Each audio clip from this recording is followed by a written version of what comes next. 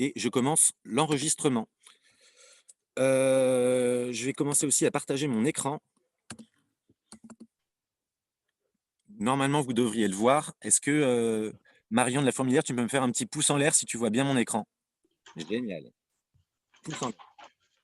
Donc, alors, bienvenue sur la Make Sense TV. Qu'est-ce que c'est que la Make Sense TV? C'est, quand nous, Make Sense, on s'est retrouvés, confinés à plus pouvoir animer, toutes ces superbes rencontres physiques.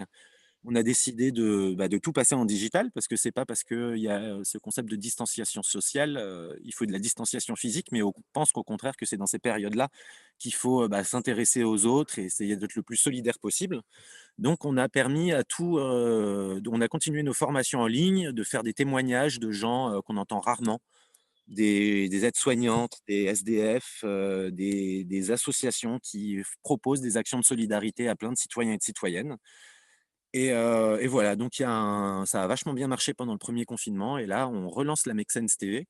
Donc si vous aussi, vous avez un projet à partager, que connaissez quelqu'un qui est expert en neurosciences, et qu'est-ce que le confinement fait sur notre état de morale ou que, vous connaissez quelqu'un qui est agricultrice et qui aimerait partager, ses défis, n'hésitez pas à nous contacter. Donc antoine@makesense.org. C'est une web TV où, tous les citoyens et citoyennes, porteuses et porteurs de projets peuvent, avoir un créneau, voire une chronique. Le petit quiz, on l'a déjà fait, je vous ai donné les résultats. Je vous rappelle, les règles qui vont faire que ça va être à peu près possible de s'entendre et de suivre.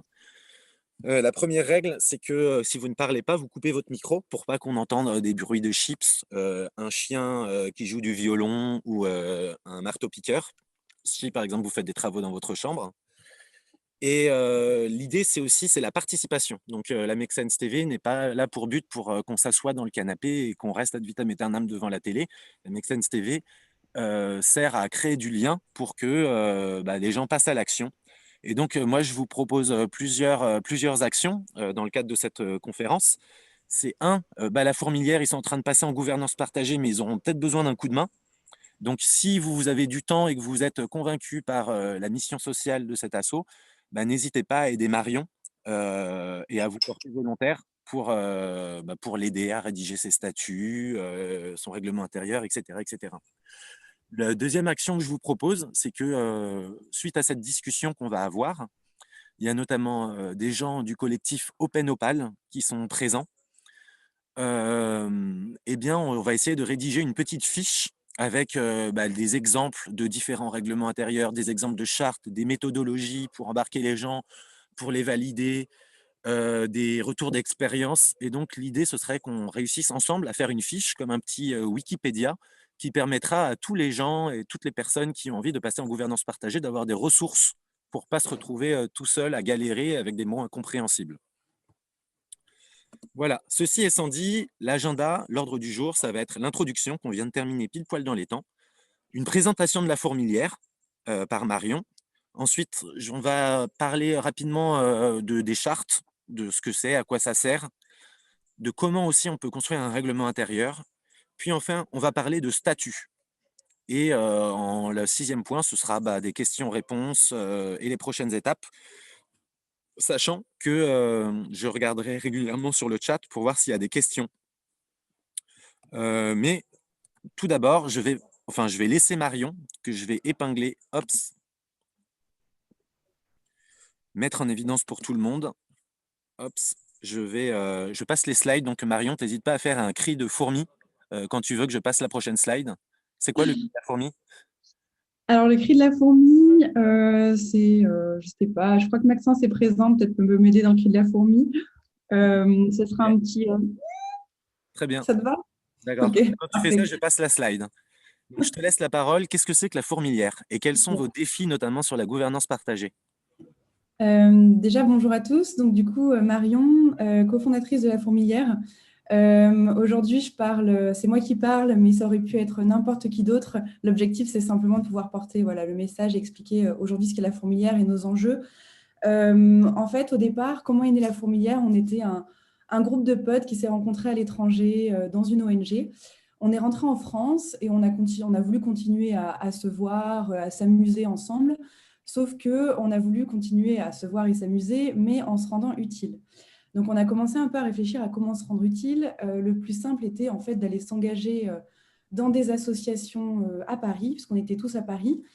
Sauf que beaucoup de questions se sont posées à nous, des questions qui se posent sûrement à beaucoup de monde quand on veut franchir le pas voilà, de l'engagement, qui était notamment quelle association choisir, parce qu'en fait, il y en a plein. On connaît un peu les principales, mais il y en a beaucoup.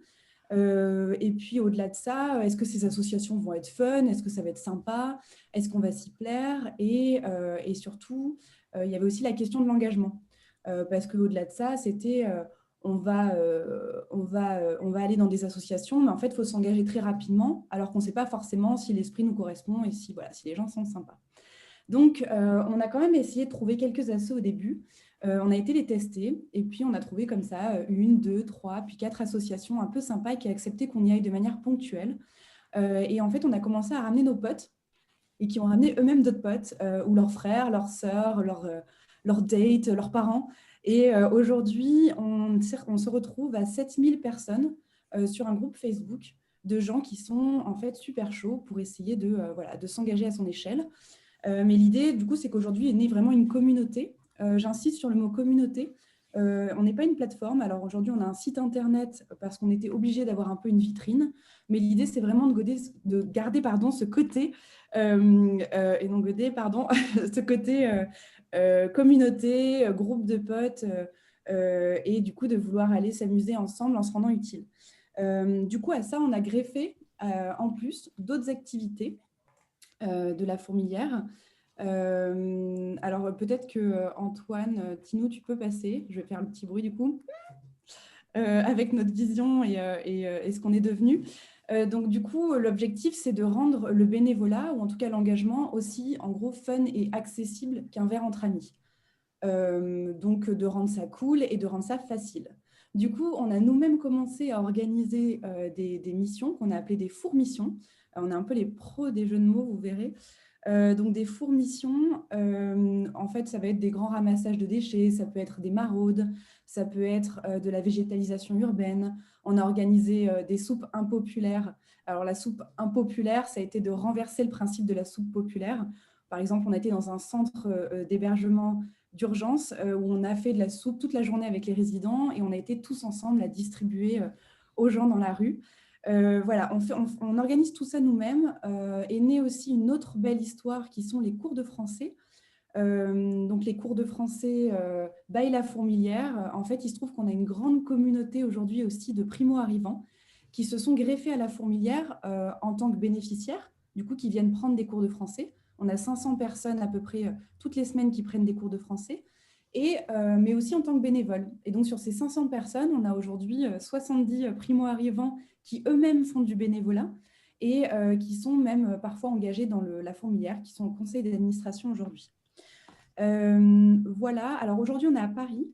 On a commencé à se développer dans quelques autres villes, comme par exemple Lille, Bordeaux, Toulouse, Strasbourg, entre autres, notamment avec les cours de français qu'on peut faire soit qui sont aujourd'hui en visio, mais qui sont en présentiel hors temps de confinement. Donc voilà, donc, c'est un peu de manière exhaustive ce qu'on fait. On a des entreprises aussi qui commencent à faire appel à nous pour pouvoir organiser des team building solidaires. Bref, tous les moyens sont bons, disons, pour rendre ça cool et qu'un maximum de personnes s'engagent. Donc que ce soit voilà, via nos propres actions, via nos assos partenaires, via leur entreprise, il y a plein de choses qui s'organisent. Donc on est aujourd'hui voilà, presque 8000 personnes, dont 4000 quand même qui ont réalisé avec La Fourmilière leur première mission de bénévolat. 75% de récidive, et ça c'est cool. Et donc, comme je le disais, 70 primo-arrivants aujourd'hui eux-mêmes bénévoles au-delà d'être bénéficiaires. Donc, Tino, tu peux passer la slide. Je ne sais pas trop, c'est un mix du coup entre la fourmi et le four micro-ondes, je pense qu'on est bon.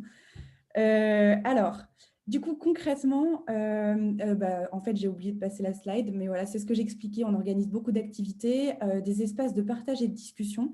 Voilà, je ne l'ai peut-être pas évoqué, mais parmi toutes les activités qui sont censées motiver tout le monde à faire du bénévolat et à s'engager, on ouvre aussi un peu des espaces de discussion. Donc, on organise des fourmi-bières une fois par mois L'objectif, c'est juste de se rencontrer, de boire des verres et puis de se renseigner sur les bénévolats de la semaine à venir. On fait aussi des grandes randonnées voilà, pour favoriser la mixité sociale et culturelle. On fait des joggings inclusifs. Enfin voilà, tout est bon pour se mixer, rencontrer du monde et se rendre utile. N'hésitez pas, hein, s'il y a des questions, à les poser sur le chat. En attendant, j'essaierai d'y répondre après. Du coup, aujourd'hui, on a pas mal d'enjeux. Ça fait 4 ans qu'on existe. On était 6 au départ. Comme je l'expliquais, il y a donc 7000, presque 8000 membres sympathisants. On a constitué également un groupe qu'on appelle les formidables fourmis actives, donc les FFA, qui sont en fait les membres de l'association et qui nous aident à plein temps. Donc, on a à peu près 25 personnes.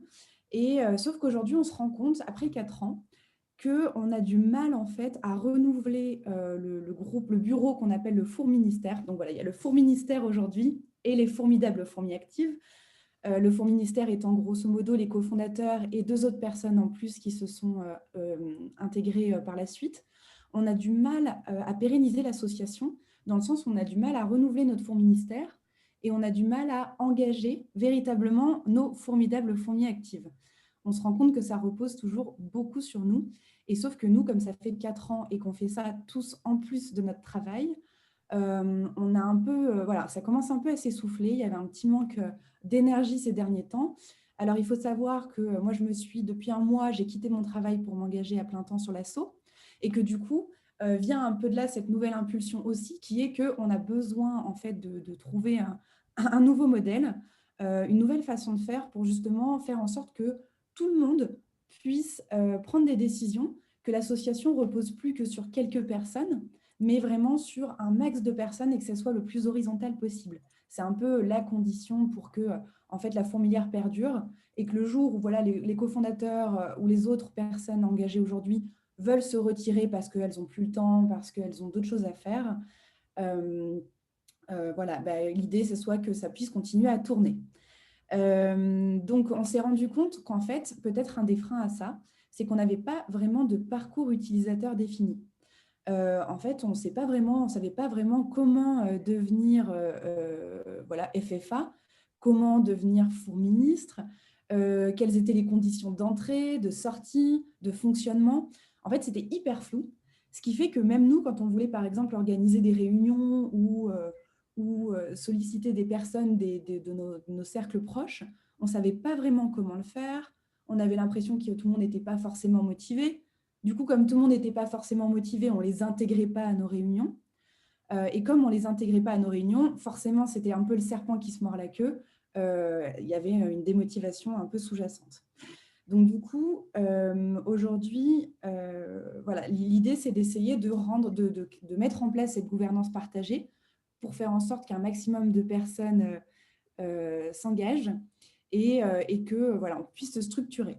Donc, on a un petit peu commencé, je pourrais peut-être l'expliquer plus tard quand on parlera du règlement intérieur.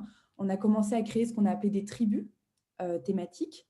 Donc, par exemple, la tribu écologie, la tribu mixité sociale, la tribu lutte contre la précarité, pour justement réussir un peu à décentraliser et que chacun puisse mener un peu ses petites actions de son côté.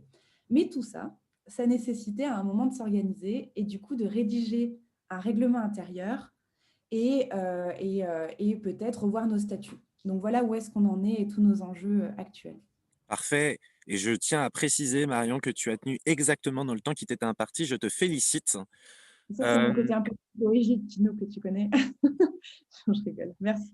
N'hésitez pas, du coup, voilà, vous savez, parce que voilà, la gouvernance partagée, c'est pour s'appliquer dans le monde réel, hein, pas juste faire de la gouvernance partagée pour faire de la gouvernance partagée. Donc maintenant, on comprend un peu la situation de la fourmilière. N'hésitez pas à poser des questions sur le chat. Moi, la première préconisation que j'ai fait à Marion, c'est parce qu'elle disait, mais attends, mais un règlement intérieur, c'est super long, je ne sais pas comment faire et tout ça. Moi, la première préconisation que j'ai fait, c'est d'écrire une charte. C'est-à-dire, avant de vouloir tout caler, parce qu'en fait, c'est des expérimentations qu'ils sont en train de faire, de s'organiser par tribu et tout ça. Et je pensais que c'était dommage de vouloir tout caler dans un règlement intérieur, alors qu'en fait, ils n'ont pas encore, ils et elles n'ont pas encore de retour sur comment ça va se passer dans la vraie vie et tout ça. Donc, moi, je vais partager quelque chose qu'on avait rencontré comme chez Disco Soup, un moment, pareil, on était en train de grandir à vitesse grand V, et puis du coup, il y avait plein de gens qu'on voulait faire monter à bord, mais on ne savait pas vraiment comment. Et donc, on s'est dit, mais plutôt que d'essayer de tout caler dans un règlement intérieur alors qu'on ne sait pas encore comment ça va fonctionner, on va essayer de se concentrer sur l'essentiel. Et donc, on a essayé de réfléchir sur qu'est-ce qu'on a envie de transmettre et quelles sont les limites à ne pas franchir. Donc, on a fait une sorte de charte. On a essayé de rédiger un règlement, mais en fait, personne ne le lisait. Donc, on a fait une charte très simple et tous les gens qui voulaient organiser une disco soupe ou qui voulaient rejoindre Disco Soupe devaient respecter ces 10 commandements. Ah, super jeu de mots. Et oui, il n'y a pas que à la fourmilière qu'on fait des jeux de mots. Oui, je désépingle Marion pour qu'on voit tout le monde. Hops. Merci Antoine Ménard pour ton suivi. Et donc, en fait, ça nous permettait de savoir qu'on était alignés sur les valeurs et qu'on pouvait faire confiance à des gens qui avaient signé cette charte parce qu'ils savaient qu'ils nous ressembleraient et qu'on n'aurait pas, par exemple, des militants racistes qui allaient organiser des disco-soupes avec des morceaux de lardon pour exclure, par exemple, des migrants, des personnes qui ne mangent pas de cochon. Donc, la charte, c'est un outil qui est assez simple et qui doit tenir un peu sur une page et qui doit être facilement mémorisable par toutes et tous. Donc, je vous partage aussi ceux qui ont fait un super travail, c'est le Low-Tech Lab. Par exemple, ils ont fait une charte qui précise du coup la raison d'être, mais aussi la charte. Je montre aussi, alors une charte, ça peut être aussi une charte de valeurs. Donc nous, par exemple, chez Make Sense, on a une série de valeurs et on se sert de ces valeurs, par exemple en entretien d'embauche ou quand on fait des réunions, on essaye de toujours un peu coller à cette charte. Donc c'est pas forcément, on peut la faire signer, mais c'est surtout quelque chose qui nous permet de, avant de rédiger un règlement intérieur qui est un peu compliqué, de s'assurer qu'on est d'accord sur l'essentiel. Arrêtez de dessiner sur mon écran, s'il vous plaît. Donc, pour écrire une charte, c'est assez simple. Il y a une petite méthodologie que je mettrai dans la fiche de résumé. Moi, je me sers pas mal de vision, mission, objectif, principe d'action. Donc voilà, on ne va pas rentrer en détail sur comment on anime cet atelier, mais du coup, que ce soit en ligne ou en présentiel, on peut réussir en une demi-journée à se mettre d'accord sur les choses essentielles et ensuite à le rédiger quelque chose qui puisse être transmis. Ensuite, la question, c'est ensuite comment on la valide si on veut déjà appliquer les préceptes de la gouvernance partagée. Moi, je recommande de valider ça en gestion par consentement. Donc, c'est un outil qui a été popularisé notamment par l'Université du Nou. Vous pouvez trouver plein de vidéos et un MOOC notamment qui est hébergé sur le site de Colibri, qui est fait par l'Université du Nou. Je vais peut-être pas plus rentrer dans les détails que ça. J'ai posé la question à Marion, vous en êtes où, vous est-ce que vous avez déjà fait ce travail au sein de la fourmilière? Oui, alors la réponse était, alors aujourd'hui oui, puisque je l'ai fait la semaine dernière, mais c'est vrai qu'en fait on s'était posé il y a à peu près 6 mois, justement parce qu'on avait ce besoin au bout de 4 ans, vu que ça avait énormément évolué et qu'au début on n'avait pas vraiment de volonté précise et que les choses se sont un peu construites au fur et à mesure, de justement un peu recadrer notre raison d'être, notre vision et s'assurer que tout le monde était toujours aligné. On avait fait une super réunion dédiée à ça, on était 6-7, puis en fait derrière c'est resté à l'état voilà, de rien du tout. Donc c'était un peu dommage. Là, j'ai dû essayer de retrouver des trucs, mais ouais, je crois qu'on en avait parlé du coup, Tinou, que c'est justement le genre de réunion qu'il ne faut surtout pas laisser de côté et sur laquelle il faut immédiatement rebondir pour pouvoir mettre noir sur blanc en fait ce qui ressort de ce genre de recadrage de stratégie, de vision, de valeur. C'est hyper important. Ok. Du coup, je passe la parole. Est-ce que en ligne, vous avez des questions sur l'utilité d'une charte, les limites, comment on s'y prend peut-être pour la rédiger et quelle est l'importance des chartes dans les organisations libérées, Opal, etc., etc. Duc, peut-être tu as une intervention à proposer? Bonjour, merci. Alors, je pense qu'il y a plusieurs manières de définir une charte et en gouvernance partagée, on veut être très inclusif. Et donc, je pense qu'il est important que plutôt que de définir des murs en disant là, il y a un périmètre, plutôt définir des centres en disant là, il y a un point d'attraction pour permettre aux gens de se dire facilement, je peux me rapprocher. Voilà. Donc plutôt de dire, par exemple, ou un petit peu plus tôt, Marion, tu parlais, voilà, on a fait des thèmes et on a fait les différents thèmes en fonction de vos différentes actions. Essayez d'utiliser un vocabulaire plutôt que de dire il y a des groupes de travail et du coup, les gens se posent la question est-ce que je suis dans le groupe ou est-ce que je ne suis pas dans le groupe et du coup, ça crée une marche. De dire il y a des centres d'intérêt où il y a des points de focalisation. Voilà. Pour toujours essayer d'avoir un vocabulaire qui laisse un peu les portes ouvertes, hein, parce que j'entends que c'est un problème qu'on a et qu'on retrouve aussi, hein, que j'ai vécu dans mes expériences aussi de gouvernance partagée, de comment arriver à permettre aux gens de se déplacer un peu dans une sorte de distance d'engagement, les gens très très proches, très très engagés qui sont à plein temps, et puis qui voudraient que les autres viennent, sauf que les autres, ils ne sont pas encore sûrs de venir, et donc il y a une sorte de gradient d'engagement, et s'il y a, si les marches sont trop hautes entre les différents niveaux d'engagement, il y a un moment où ça bloque, les gens ils n'arrivent plus à s'approcher. Et évidemment, si on essaie de mettre 200 marches, on n'a pas la bande passante et l'énergie pour créer toutes les marches. Et donc, il faut ajuster cette descente et permettre aux gens de trouver leur juste place. Voilà. Et d'où cette idée de vraiment poser les chartes et poser les points, non pas en termes de périmètre, mais en termes de pôle d'attraction. Ouais, alors ça, je confirme tout ce qu'a dit Duc. En fait, cette espèce de chose, en fait, on voulait se protéger pour éviter qu'il y ait des dérives, et c'est pour ça qu'on a écrit les 10 commandements. Et en fait, les 10 commandements, finalement, on n'a pas eu tant à s'en servir pour éviter les dérives. Et en fait, ça a été un super outil de communication. Donc, en fait, les gens se sont dit, mais je me reconnais vachement dans cet assaut, j'ai envie de m'engager. Donc, c'est peut-être la charte, voilà, c'est un premier outil de recrutement qui semble assez intéressant. Il y a eu pas mal de alors, je désépingle Marion. Hop. Il y a eu pas mal de questions sur, comment on organisait cet atelier, raison d'être, comment on définit une raison d'être et donc comment, à partir de cette raison d'être, on peut facilement écrire une charte. Voilà, n'hésitez pas à m'envoyer un mail sur antoine@makesense.org. Je pense que dans les 2-3 semaines qui viendront, suite à la publication de cette fiche, je pourrai organiser un petit atelier, pour apprendre à comment faire. On va passer, il est déjà 12h30, on va passer à quelque chose, qui est le règlement intérieur. Alors, juste pour répondre à la question d'Adrien, en effet, c'est des principes ou des lignes, des pôles d'attraction comme dirait Duc, plutôt que des règles, mais ça peut aussi faire office de règles. Donc pour rappel, du coup, on a pas mal communiqué autour des 10 commandements chez Disco Soup, et un jour, il y a une agence de communication qui a organisé une Disco Soup toute pourrie dans un supermarché.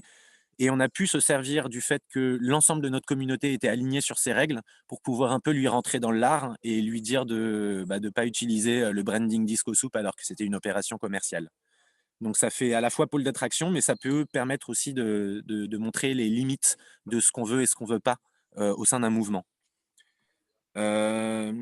Et ensuite, Yann, mais peut-être Duc ou d'autres gens d'Open Opal comme Adrien peuvent répondre. Il y a tellement de mots différents et il faut faire très attention dans l'univers de la gouvernance partagée. Il y en a, ils vont parler de mission, d'autres, ils vont parler de raison d'être. Alors, il faut faire attention parce que maintenant, les entreprises à mission, ça rentre sous le coup de la loi depuis 2 ans parce que ça a une certaine définition. Donc, il faut faire assez attention aux mots parce que parfois, derrière un même mot, il y a des gens qui vont mettre des outils ou des concepts complètement différents. En effet, là, les 10 commandements, ça pourrait faire office de manifeste.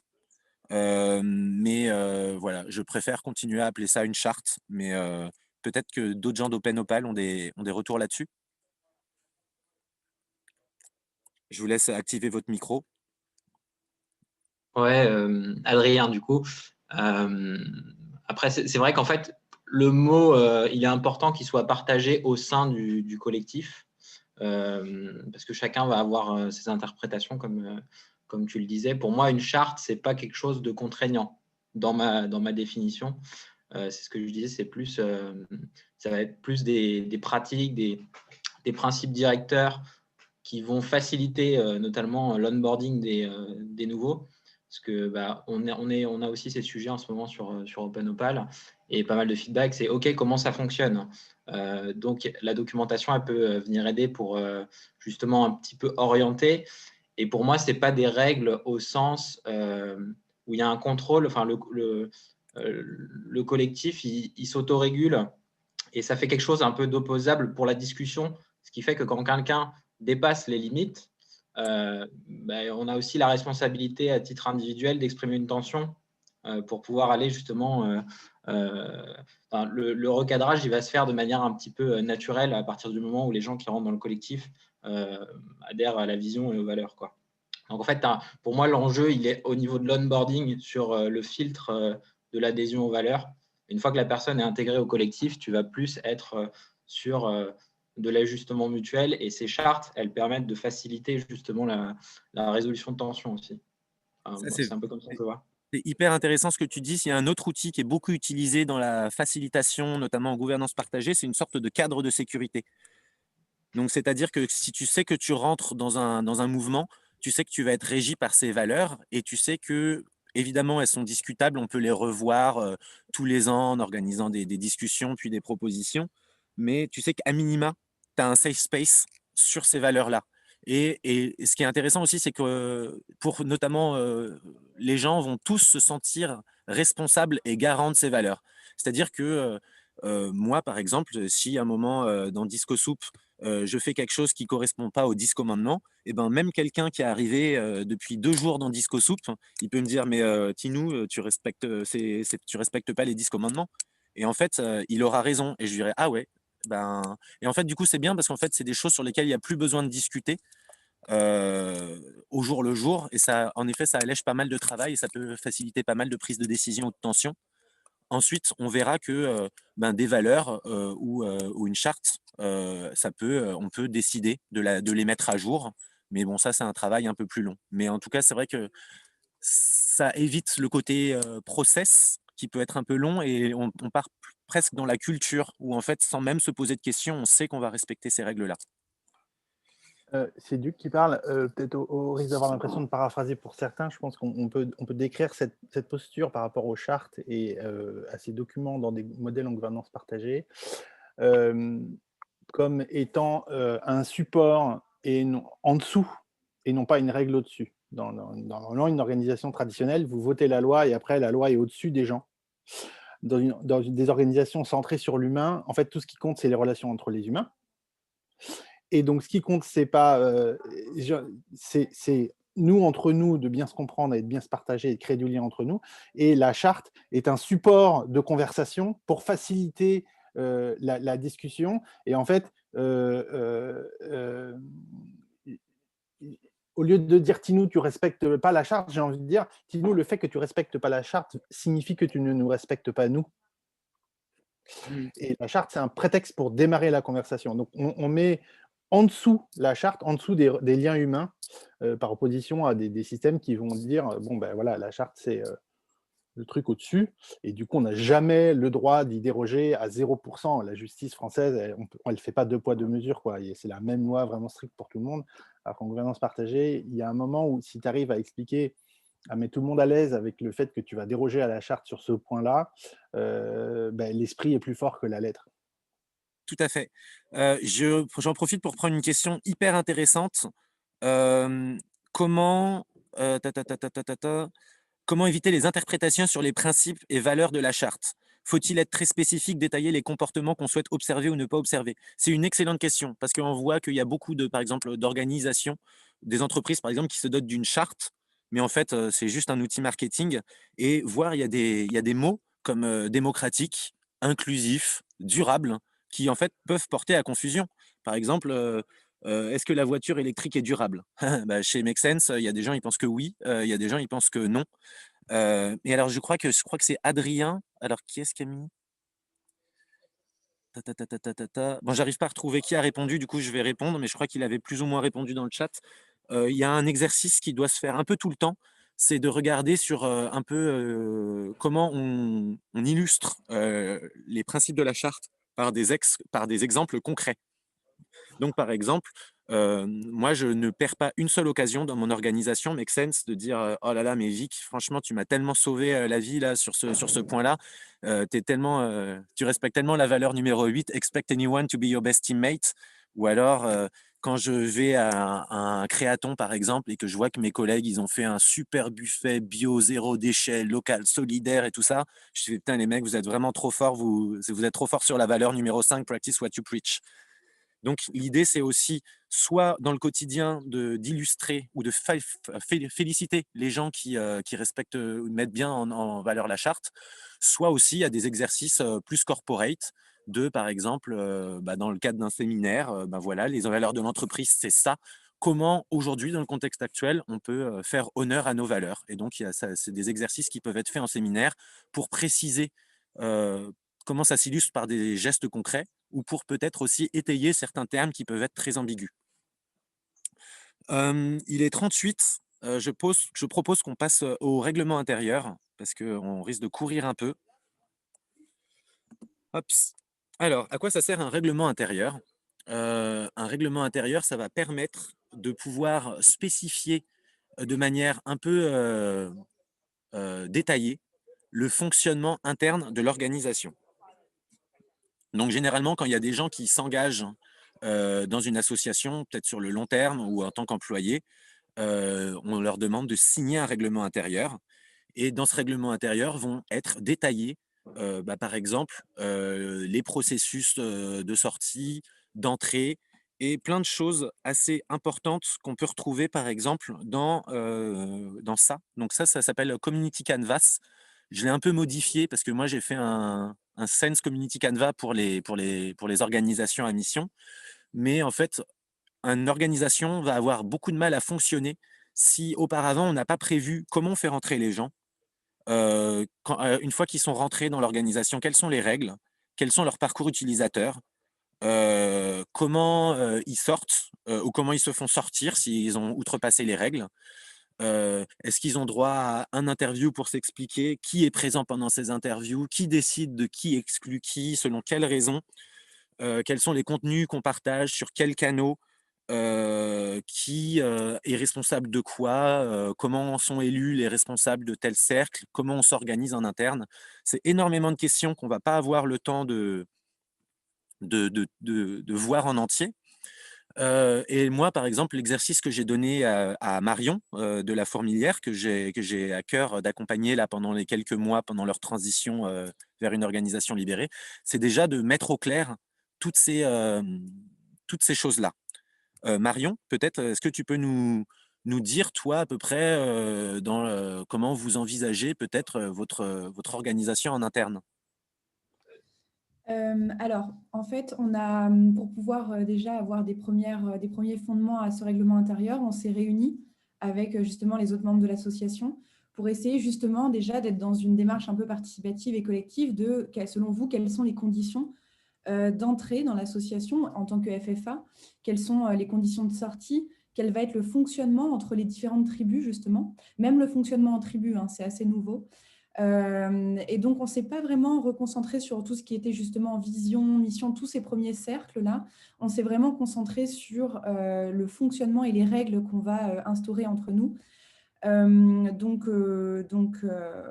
Avec, par exemple, justement, comme condition d'entrée pour une FFA, qu'il faut avoir fait au minimum 4 bénévolats dans deux associations différentes. L'idée étant que forcément, chaque fourmi doit comprendre comment l'essence de la fourmilière même avant de pouvoir prendre des décisions. De même, on laisse un peu une petite période d'essai. Parce que même si, entre guillemets, on laisse, la fourmilière, le principe, c'est le non-engagement, on pense que nous, pour pouvoir avancer, se structurer, on a quand même besoin de personnes qui vont s'engager sur une certaine période, que ce soit justement 6 mois ou 1 an, et on va laisser, alors on appelle ça une période d'essai, c'est pas très beau, on appellera ça autrement. Mais voilà, on a essayé vraiment de définir toutes ces conditions. Aussi le fonctionnement, à quel rythme vont se faire les réunions, comment on va appeler les personnes aussi au sein des tribus. Donc on aura par exemple par tribu un animateur de tribu. Donc se pose aussi un peu toutes les questions des termes employés. Au début, on appelait ça des chefs de tribu, puis on s'est dit que ça pouvait faire un peu peur, être trop engageant. Donc, du coup, voilà, c'est aussi peser un peu l'importance des mots qui vont être dans ce règlement intérieur, détailler un peu le fonctionnement. On a rajouté le fonctionnement budgétaire aussi, parce que donner plus d'autonomie à chacun et faire en sorte de pouvoir justement être dans une gouvernance plus partagée, ça implique aussi des questions de budget, de fonctionnement budgétaire. Donc voilà, on a commencé déjà à mettre un peu tout ça noir sur blanc. Maintenant, on va le peaufiner et puis on va essayer de justement aussi faire refléter l'esprit de la fourmilière dans le règlement, puisque pour pas avoir quelque chose justement d'un peu rébarbatif, qu'on n'a pas envie de lire et qui en fait ne reflèterait pas déjà dans le format et dans le contenu ce qu'on est. Je ne sais pas si ça répond à ta question, Tinou, mais voilà où on en est à peu près. Sachant que, en fait, moi la question qui se pose à moi, c'est, en tout cas, ce que j'ai pu observer justement dans d'autres peut-être mouvements ou collectifs, comme par exemple Résilience ou le mouvement Colibri, c'est qu'en fait, le mot règlement intérieur n'apparaît jamais vraiment clairement. On a un peu, on va parler de statut, on va parler de charte, il y aura le mot gouvernance. Et en fait, du coup, on va passer à travers tous ces différents documents. Il y aura beaucoup de choses sur le fonctionnement, sur les valeurs, la vision, mais en fait, il n'y a jamais vraiment quelque chose qu'on appelle règlement intérieur et où on met ce mot sur règlement intérieur. Alors, est-ce que c'est le mot qui dérange ou pas? Il y a un peu aussi, voilà, pour revenir sur toutes les questions qui étaient posées sur la charte au début, c'est cette question de est-ce qu'il faut vraiment l'appeler règlement intérieur? Est-ce que ça ne peut pas être un peu dissimulé dans d'autres documents? Voilà, je te laisse peut-être me répondre. C'est une question qui est hyper intéressante. Alors, pour moi, la charte, c'est un document hyper simple que tout le monde peut s'approprier et qui sert de support du coup pour les valeurs. Les statuts, alors les statuts, poser des statuts, c'est assez engageant légalement. Tu peux pas changer de statut comme tu changes de chemise. Il faut une validation en préfecture et tout ça. Ce qui est pratique, c'est que le règlement intérieur, en fait, tu peux le modifier en AG, en fait. Et donc, tu peux faire une esquisse de premier règlement intérieur pour imaginer comment tu aimerais fonctionner, puis te rendre compte que en fait, on va plutôt fonctionner autrement, puis on ajustera le règlement intérieur l'année prochaine. Ensuite, moi, mon point de vue, c'est que ça dépend de la taille de ton groupe, mais voilà, quand on était 8 chez Disco Soup et qu'en plus on était tous potes, c'était facile d'être alignés sur des processus et qu'on pouvait facilement se rencontrer. À partir d'un certain nombre et d'une certaine taille, c'est hyper important de rendre transparents les processus de fonctionnement et de fixer, d'expliquer comment ça fonctionne. Je vais partager, on en avait parlé un peu en amont, Marion, il y a un bouquin de Joe Freeman qui s'appelle La tyrannie de l'absence de structure, que je trouve assez extraordinaire. Voilà. La citation, c'est contrairement à ce que nous aimerions croire, il n'existe pas de groupe sans structure. Tout groupe de personnes qui, pour certaines raisons, s'unit dans un temps déterminé avec un objectif quelconque se donnera inévitablement une forme ou une autre de structure. Donc, c'est-à-dire que quand on croit, et c'était une militante féministe qui disait bah ouais, on va pas mettre de règles, les règles c'est un truc de patriarcat, nous on va tout faire comme ça sans règles et tout ça. Et en fait, Joe Freeman, ce qu'elle a constaté, c'est que dans les groupes où il n'y avait pas de règles, et ben en fait, les décisions se prenaient dans les couloirs. Les décisions étaient prises du coup par les personnes qui étaient les plus anciennes ou les plus emblématiques ou celles qui parlaient le plus fort ou celles qui étaient le plus habiles. Et que donc, en tout cas, nous, c'est notre conviction au sein de Make Sense, c'est que le règlement intérieur ou une forme d'explicitation des processus internes, ça permet de rendre visible aussi comment on peut être responsable de quoi, à quelles conditions, qu'est-ce que ça implique, quand est-ce qu'ont lieu les élections, qui a le droit de changer la stratégie globale de Make Sense. Et en fait, le fait de rendre transparent aussi comment se partagent le pouvoir et les décisions, c'est aussi donner un accès équitable à toutes et à tous à ce pouvoir. Parce que si on dit que, enfin moi je me connais par exemple, j'ai été éduqué comme un homme blanc. Si je suis un peu filou, en fait, si je dis qu'il n'y a pas de structure, ça va être un super outil pour moi pour en fait pouvoir manigancer parce que vu que c'est moi le plus ancien chez Disco Soup, hop hop, tu vois, je peux placer, avoir une petite discussion téléphonique par-ci, prendre un petit verre machin, etc., etc. Et en fait, je peux tout faire à ma sauce sans que personne puisse rien faire. Donc pour moi, il y a un vrai, le règlement intérieur permet à minima de rendre transparent les règles de fonctionnement attendues au sein d'une organisation.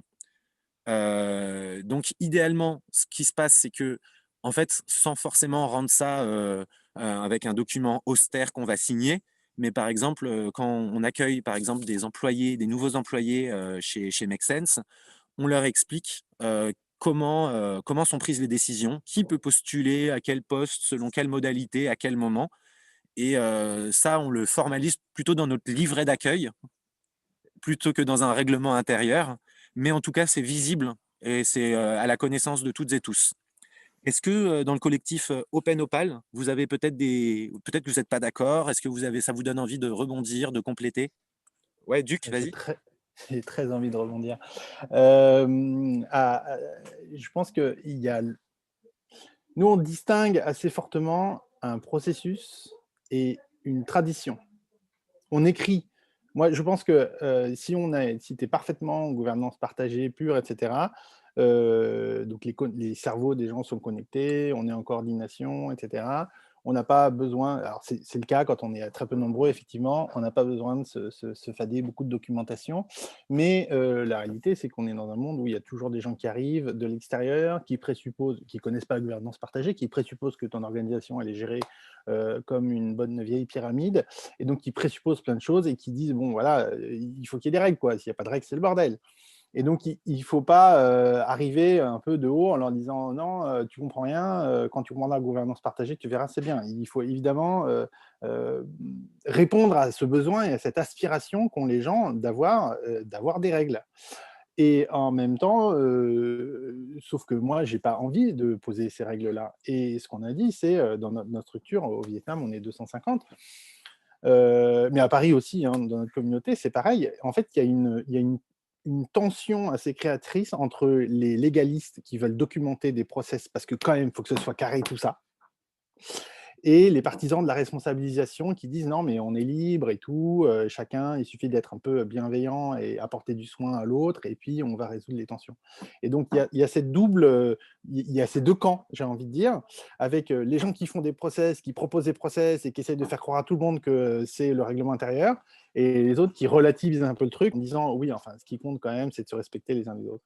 Et de cette tension, parfois, il y a un peu de frottement, mais naissent des pratiques, quoi. Donc, il y a une nana, un jour, ça la défrisait que les salaires, ce soit à volo, puisque chacun faisait comme il voulait pour son salaire. Elle a écrit un document, elle est allée le montrer à tout le monde, et elle a dit à tout le monde, ça, c'est le process, quoi. Et tous ceux qui avaient envie de le gober, ils l'ont gobé, et ceux qui n'avaient pas envie de le gober, ils ne l'ont pas gobé. Et quand quelqu'un vient me voir en me disant, c'est comme ça qu'on augmente les salaires, je lui dis, bah, écoute, si tu as envie, fais comme ça. Si tu n'as pas envie, il vaut mieux que tu aies une manière solide d'argumenter, parce que comme tout le monde a fait comme ça maintenant. Mais du coup, voilà, plutôt que d'avoir un règlement intérieur posé a priori, on a quelque chose qui est fait d'une certaine manière une fois, deux fois, trois fois, et après c'est très dur de déroger, et après on documente en fait, on documente ce qu'on observe, parce que pour éviter ce que disait Tinou sur je décide dans mon couloir, il faut par contre beaucoup de transparence pour que les choses ne se fassent pas en catimini, et qu'on on documente, on apprenne, et que l'organisation grossisse et se développe. Je réponds à une question de Marion qui me semble intéressante. C'est ouais, mais attention, alors charte, livret d'accueil, règlement intérieur et tout ça, en effet, tu peux vite te retrouver avec beaucoup de documents.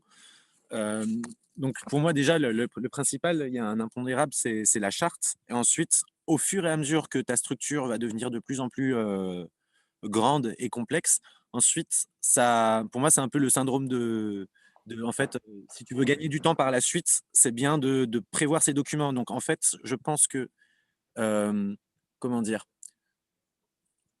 le fait d'avoir prévu ces documents et qu'ils soient accessibles et que les gens sachent qu'ils puissent y accéder, c'est important. Ensuite, tu n'es pas obligé de les bombarder et de t'assurer que tout le monde les ait lus à 100%. Mais en cas par exemple, c'est important d'avoir défini un processus de gestion de conflit. Parce que je ne vais même pas dire si un conflit arrive un jour, c'est quand un conflit arrivera un jour.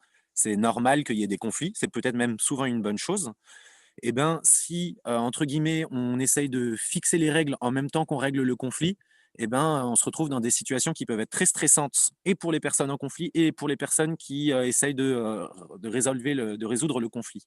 Donc, c'est bien d'avoir quand même des choses, des principes appliqués dans des cas concrets, parce que des principes, voilà, les gens peuvent avoir des entendements différents de ce que c'est que la justice ou l'écoute, sur comment ça peut se passer. Donc le fait que, pareil, au même titre, c'est comme sur la transparence, c'est-à-dire que chez Make Sense, toutes les infos sont disponibles, mais heureusement, tout le monde ne va pas checker toutes les infos de tout le monde, sinon tout le monde aurait un énorme mal de crâne. Par contre, le fait d'avoir préparé et d'avoir quand même réfléchi à des méthodologies comment on recrute quelqu'un et tout ça, ça permet de gagner énormément de temps après. Donc, si à chaque fois, tu es obligé de passer 3 jours à discuter, à prendre un café pour expliquer comment fonctionne la fourmilière à chacun de tes nouvelles arrivants, eh ben, tu vas passer beaucoup de temps. Alors que si, au final, à un moment, tu as fini par formaliser un livret d'accueil, et ben, ça sera beaucoup plus simple et peut-être, il y aura des questions qui seront plus appliquées au contexte actuel et que tu auras pas besoin de te répéter 1000 fois non plus. Donc voilà, c'est rendre accessible une proposition. Moi, ce que je constate souvent, c'est que c'est les gens qui vont rentrer dans ton organisation, qui vont spontanément faire la demande de certains documents. Donc il y a des documents qu'on pensait hyper importants que personne ne consulte et il y a des documents, en fait, qui sont tout le temps demandés et utilisés par plein de gens. Donc ça permet de faire le tri aussi en fonction de ce sur quoi tu dois mettre la priorité. Le c'est Duc qui parle. On s'est posé, on s'est chamaillé pendant des semaines pour savoir quelle était où étaient les documents officiels, les sources officielles d'informations, et cetera. Et au bout de quelques semaines, ça s'est soldé en fait, ce qui est plus important et la bonne source d'information, c'est, tes amis, quoi. C'est tu es connecté avec des gens. Souvent, on met des systèmes de buddy, et cetera, et c'est à travers ça que se fait l'accès à l'information, et je pense qu'il faut privilégier, le lien humain qui te mène à l'information, parce qu'il va te dire, ben ça, OK, voilà, il y a 200 pages de doc, mais en fait, il y a 400 documents, mais en fait, on n'utilise que ces 3-là. Et sur le conflit qui est douloureux, je voudrais souligner qu'il est douloureux, mais si c'est fait en transparence, il augmente, il mature, il fait mûrir l'organisation.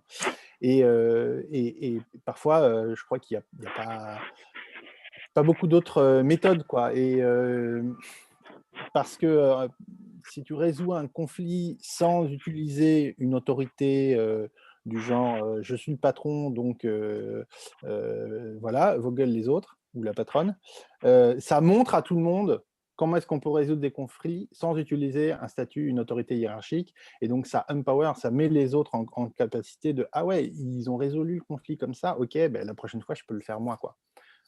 Voilà, ça nous est arrivé de gérer des cas difficiles où le fait de l'avoir fait la première fois, c'est hyper douloureux, la deuxième fois, c'est un peu moins douloureux, puis après, ça rentre dans la routine. Alors que si s'était dit, tiens, on va éviter ces 3 fois douloureuses en écrivant le règlement intérieur à l'avance, euh, en fait, il y a un cas tellement infini de scénarios possibles qu'on aurait passé notre vie à écrire dans la paperasse. Ah oui, faut surtout pas, et c'est ça en fait, Marion, faut surtout pas essayer de tout prévoir.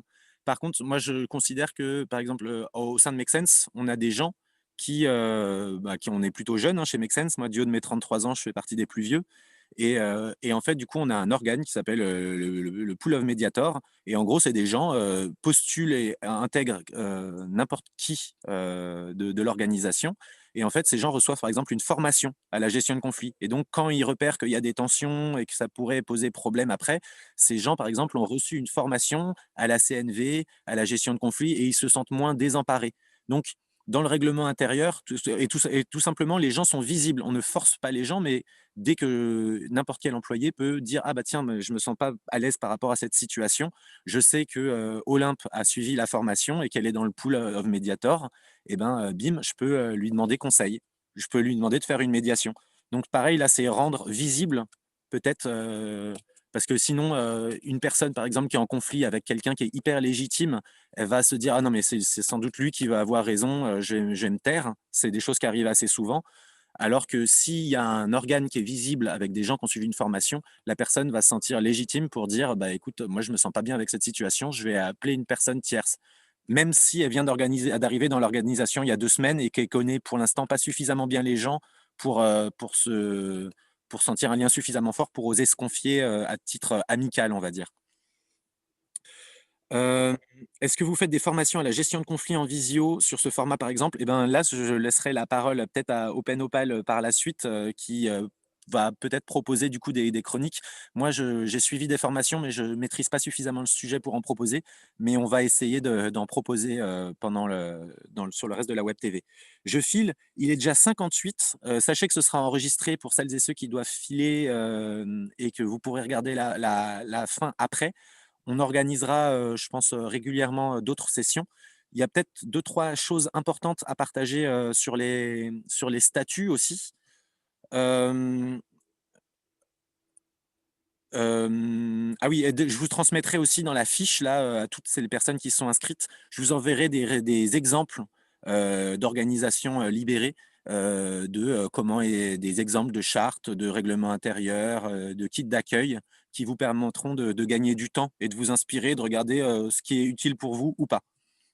Sur les statuts, il y a quelque chose qui me semble un peu importante, c'est qu'il y a des entreprises qui ont un statut coopératif et qui pourtant fonctionnent de manière autocratique. Parce que tu as beau mettre les meilleurs processus et les meilleurs règlements, si une personne est mal intentionnée, tu peux toujours réussir à bidouiller. Donc la structure sans la posture, ce n'est rien. Oh, c'est une belle punchline, je vais essayer de la vendre à Michelin. Par contre, il existe des entreprises ou des associations qui ont des statuts tout à fait conventionnels, mais qui, en fait, même si officiellement elles produisent les documents qui sont attendus par l'administration, fonctionnent officieusement de manière libérée. Donc, il y a aussi un autre point d'intention qui est un peu important, c'est que parfois, les normes légales liées au statut ou tout simplement à la loi vont se superposer, voire même parfois rentrer en conflit avec le fonctionnement opal ou libéré que vous voulez mettre en place. Donc, par exemple, à partir d'un certain nombre d'employés, tu es obligé d'avoir des représentants du personnel, par exemple. Et donc, tu peux avoir mis tout en place un processus de pool of mediator, de représentation, pas avec des élections sans candidat, mais si tu es tenu d'avoir un représentant du personnel légalement, eh ben, en cas de conflit, par exemple, c'est ça qui pourrait prédominer légalement. Donc ça, c'est aussi un point d'intérêt, c'est qu'aujourd'hui, le monde n'est malheureusement pas fait pour aujourd'hui pour totalement adhérer au principe opal et que moi, en tout cas, la plupart des cas que je connais, c'est des gens qui adoptent un statut qui est pratique et qui, en parallèle de leurs statuts légaux, fonctionnent de manière, voilà, il y a un processus officiel et un processus officieux qui peut être mis dans le règlement intérieur, mais et parfois tout le monde sait que bah, légalement, en fait, ça devrait fonctionner comme ça, mais qu'en fait, on préfère, pour des histoires de valeur, fonctionner comme ça. Tiens, Cécile, ce que je propose, parce que là, je vais essayer de terminer la présentation et puis ensuite, les gens qui veulent rester restent. Notamment, il y a pas mal de questions. Il y a un témoignage de Cécile qui me semble très intéressant et il y a une question de Juliette sur savoir ce que c'est que Opal, auquel j'aimerais bien que le collectif Open Opal réponde. Donc, je termine vite fait cette petite présentation. Donc, pour moi, dans les statuts, ce qu'on peut faire apparaître, par exemple, c'est comment sont distribués les pouvoirs. Donc, il y a différents rôles. Généralement, il y a les membres du conseil d'administration. Tu peux être membre enquêteur, membre actif. J'ai listé un certain nombre de statuts et de règlements intérieurs que vous pourrez télécharger. Ils sont tous et toutes présents sur la plateforme qui s'appelle Le Grand Jardin, qui est l'espèce de Wikipédia de l'Université du Nou.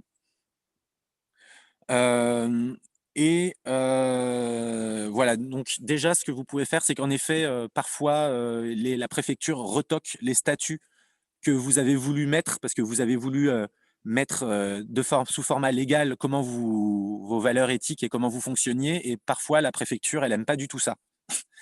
Donc, ce qui est possible, en tout cas, de faire figurer dans les statuts, c'est que déjà, plutôt que d'avoir président, trésorier, secrétaire, vous pouvez, il y a une petite case qui est prévue dans le formulaire CERFA, demander à avoir un bureau collégial.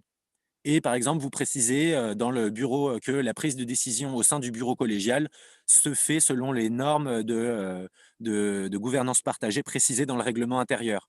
Donc moi, ce que je recommande à faire, en tout cas sur les statuts associatifs, c'est de faire des statuts relativement succincts et qui font des renvois au règlement intérieur. Le règlement intérieur, vous pouvez le modifier entre vous au sein d'une AG, c'est assez simple. Alors que modifier des statuts, c'est long, ça peut coûter de l'argent et puis la préfecture peut ne pas être d'accord. Donc, 1, vous pouvez mettre un bureau collégial. 2, vous pouvez mettre quelque chose qui fasse office de vrai conseil de surveillance pour éviter qu'il y ait des dérives par rapport à la charte de valeurs, par exemple. Donc là, je rejoins Duc sur le fait que c'est bien que toujours ce soit encore des personnes et pas juste des mots ou des processus. Et le fait, nous, par exemple, chez Make Sense, il y a 5 personnes élues parmi les employés et les bénévoles qui font partie d'un organe qu'on a créé qui s'appelle la Waterline et qui sont les garants des valeurs de Make Sense. Et ensuite, il y a un autre point qui me semble un peu intéressant, c'est que je vous parle d'une structure, mais parfois, ça va être plus pratique de faire plusieurs structures. Je m'explique. Il y a un réseau, par exemple, de collecteurs de biodéchets à vélo qui, en fait, répondent toutes et tous aux mêmes valeurs et qui pourraient être considérés comme une organisation, mais légalement, c'est peut-être plus simple de créer autant d'entreprises ou autant d'associations et de préciser qu'elles ont un lien avec une association mère ou avec une charte de valeurs commune que de vouloir créer une seule structure et de préciser l'intégralité des fonctionnements et des interrelations entre les différents groupes de l'écosystème au sein d'un règlement intérieur. Donc, je prends un exemple tout bête, mais par exemple, il y a une association Disco Soup nationale et il y a des associations Disco Soup Nantes, Disco Soup Lille, Disco Soup Lyon. Et c'est beaucoup plus simple à gérer en termes de trésor et de représentativité légale plutôt que d'avoir voulu faire un méga bousin avec un statut qui fasse 27 pages ou qui explique l'intégralité du fonctionnement de Disco Soup. Bim bam boum. Et voilà, il est 13h04. Donc, je m'excuse d'avoir légèrement dépassé. On n'a évidemment pas pu tout traiter en 1 heure de temps. Si vous avez envie de rester et de continuer à poser des questions ou de réagir ou de proposer des prochaines émissions dans le cadre sur la Make Sense TV ou de filer un coup de main à la fourmilière, n'hésitez pas. Moi, je reste aussi, je laisse le Zoom ouvert, donc n'hésitez pas à prendre la parole. Marion, peut-être, si tu veux clôturer cette session officielle, est-ce que tu as des dernières questions, des choses que tu as apprises, des défis qui te semblent encore insurmontables? Non, non, bah déjà avec nos prédiscussions et là le fait d'en reparler et tout, c'est vrai que ça paraît beaucoup plus clair et en fait au lieu de... peut-être que nous on avait un peu cette peur entre guillemets de devoir tu vois, respecter des cadres, rajouter des documents et en fait tous les retours d'expérience, les discussions qu'on a pu avoir montrent que ce qui est le plus important c'est que ça vive, c'est que voilà, les choses soient écrites, mais que ça peut très bien être aussi formalisé sous format de discussion, de petites réunions, de kits de formation vidéo, etc. Donc, pour correspondre plus à l'esprit de l'asso. Donc, effectivement, c'était hyper intéressant de discuter, et puis surtout de voir qu'on est de plus en plus à partager ces problématiques. Ça veut dire que ça va dans le bon sens, donc c'est chouette. Et de savoir que justement, on peut aussi avoir ce genre de discussion avec d'autres, partager des bonnes expériences et pas partir de zéro, mais s'appuyer sur des choses déjà existantes. Donc ça, c'est vraiment chouette. Voilà. Merci beaucoup Marion. Peut-être les gens du collectif Open Opal, est-ce que vous pouvez présenter qu'est-ce que c'est que Opal? Ce n'est pas une chanteuse de R&B, non, non, non. Qu'est-ce que c'est que le fonctionnement Opal? Qu'est-ce que c'est que Open Opal? Et est-ce que vous, du coup, on en avait un peu discuté, ça vous brancherait d'animer des chroniques ou des conférences dans les prochaines semaines sur le sujet? Faire la petite presse, Duc, si tu veux, de Opal, et puis après on voit pour les émissions. Donc Opal, ouais, je disais pas mal dans le chat, hashtag pas de règles et tout ça, mais Opal, c'est pas pour autant la fête du slip où c'est le bordel complet. Non, non, comme disait Duc, c'est juste un ajustement. En fait, l'ambition des organisations Opal, c'est de coller au plus près au réel des interactions humaines, hein. À savoir que souvent, on a des organisations formelles. On voyait souvent la pyramide classique. Et derrière, en fait, il se joue des interactions entre chaque personne qui peuvent sortir même du cadre de l'organisation. Et il y a diverses influences qui s'exercent. Et donc, l'ambition de l'organisation Opal, c'est de coller au plus à ces dynamiques de groupe. Et juste un mot sur Opal. Opal, ce n'est pas juste un modèle organisationnel. Bon, là, je ne vais pas vous donner le détail. Je vous invite à lire, par exemple, le bouquin de Frédéric Laloux, Reinventing Organization, pour en savoir plus. Mais c'est un paradigme. C'est-à-dire que c'est un ensemble de principes, de croyances et de valeurs pour décrire le monde et son fonctionnement.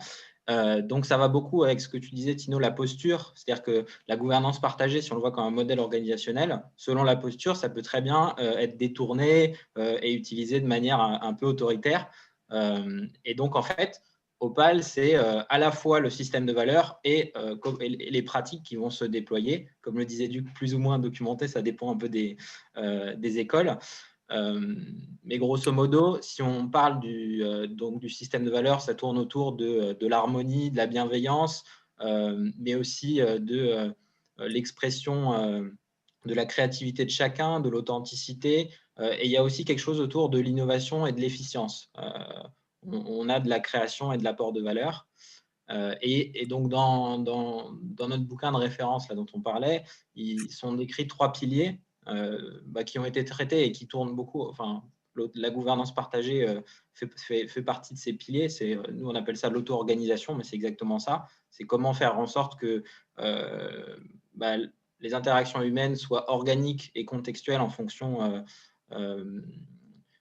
des enjeux du moment. On est plus dans une posture de sense and respond. Donc, je vais être dans la réponse aux stimuli de l'environnement plutôt que la planification et le contrôle.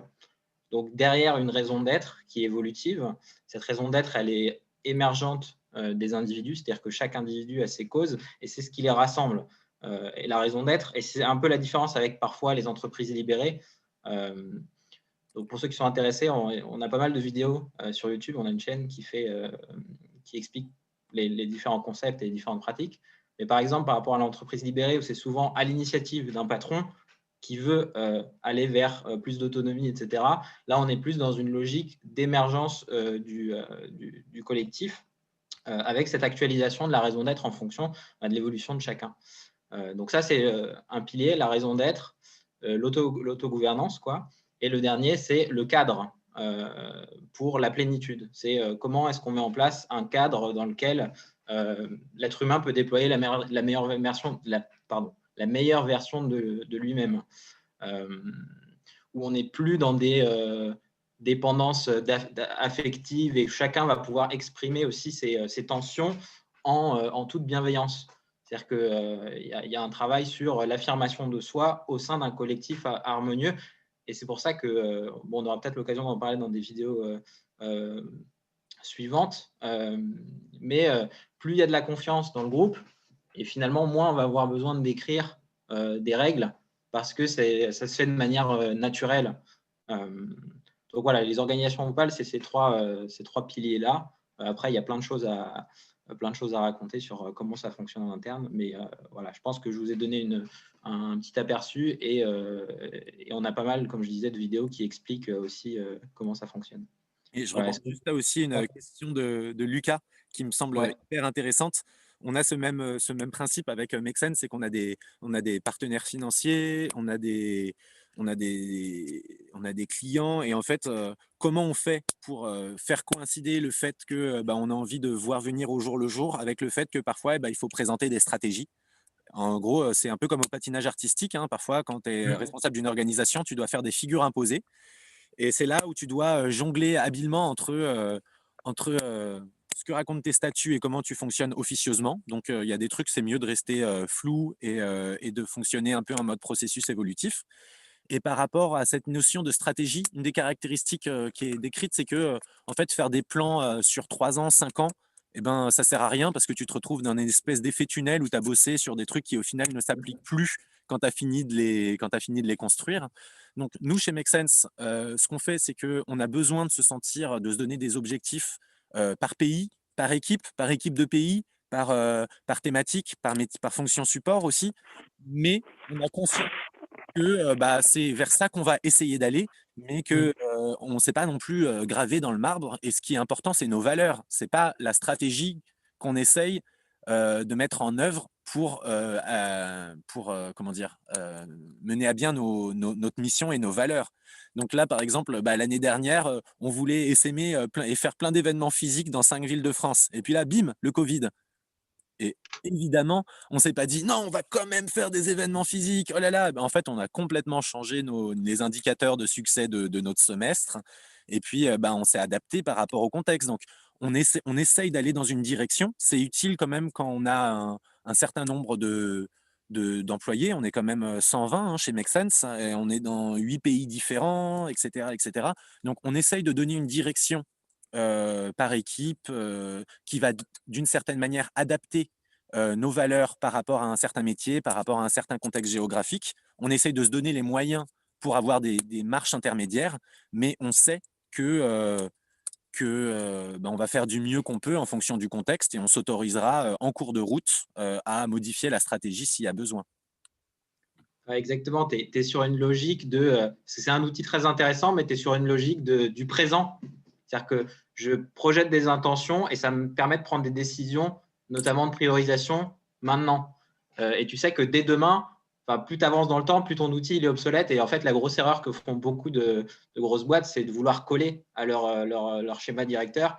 Et ils mettent beaucoup d'argent et de temps à essayer de coller au plan initial. Alors que c'est un outil qui est intéressant dans le présent et pas tant qui n'est plus juste plus tu avances dans le temps, quoi. Donc c'est cette notion d'actualisation, elle peut être intéressante effectivement pour la priorisation des actions. Après, il y a des collectifs qui, voilà, suivant les collectifs, l'outil va être utilisé ou pas.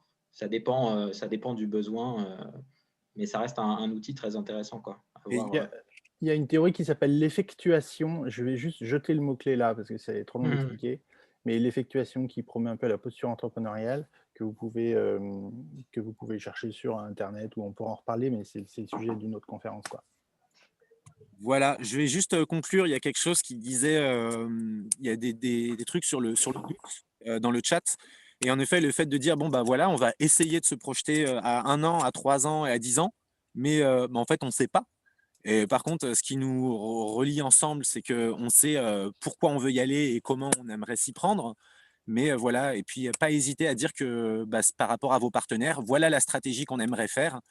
Mais voilà, hein, il y a du doute. Et pareil aussi, il y a des gens qui vont poser des questions au bureau. Nous, la Waterline, par exemple, il y a des gens qui nous ont dit quelle est la décision qui se sont tournés vers nous en disant quelle est la décision qu'il faut prendre sur ce truc-là. On dit voilà les éléments qu'on a, mais en fait on ne sait pas.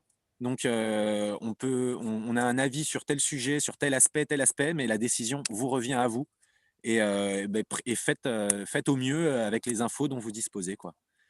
Donc le fin mot de l'histoire, c'est accepter aussi que rien n'est permanent, rien n'est certain et que c'est un moi je dirais que la gouvernance partagée plus que des règles, c'est des valeurs et l'envie de continuer à s'adapter continuellement. Je crois que Make Sense, on a changé notre organisation interne depuis 10 ans au moins 10 fois. Voilà, je terminerai peut-être là-dessus. Je vous remercie toutes et tous d'être venus aussi nombreux, d'être restés aussi longtemps. Je remercie Marion pour son partage Non,